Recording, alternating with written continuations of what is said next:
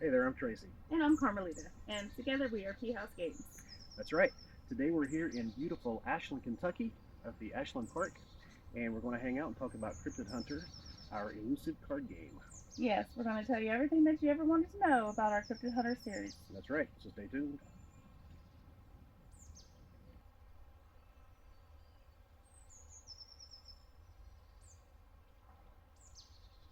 So, we'll start with a Cryptid Hunter. This random, okay, we start with the Moonshiner. Once we have the Moonshiner, I like to set them up in this format. We have the leads, the evidence, and the deck of encounters. And for some bonus action here, we have some items. When you have them in your play area, you'll just draw, stick them down here in your play area. Whatever's convenient for you, just put them down here where you can get to them. So you want 2 leads in your play area, and at any point, you can trade 2 of these leads in for an evidence.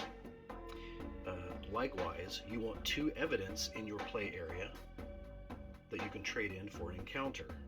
And that's pretty much the gold ticket, I like to say. In this case, we have the Wendigo. So you would have this encounter once you cash in 2 evidence cards.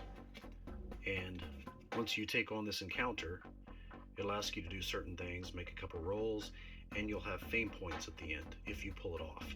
If you don't pull it off, you're wounded and bad things can happen. But that's pretty much it, ladies and gentlemen. You want 2 leads to trade in for an evidence.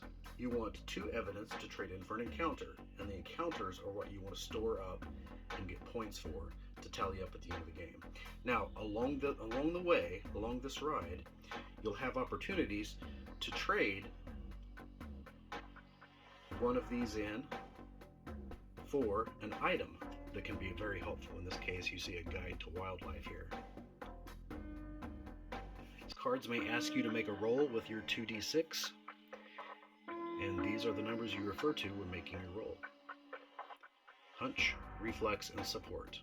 So these are numbers that the cards will prompt you to roll under or above depending on the situation. And there's also some limitations for each of the Cryptid Hunters.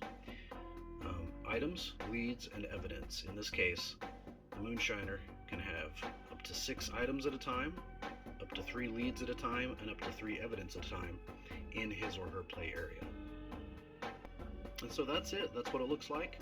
That's how it's played. Very simple. Multiplayer and single player.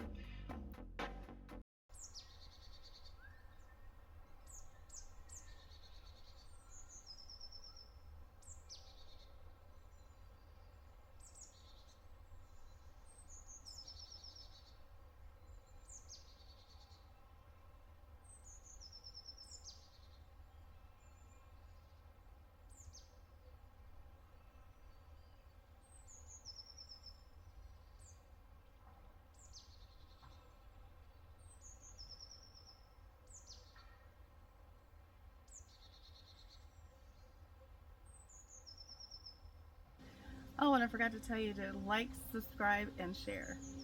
Thanks.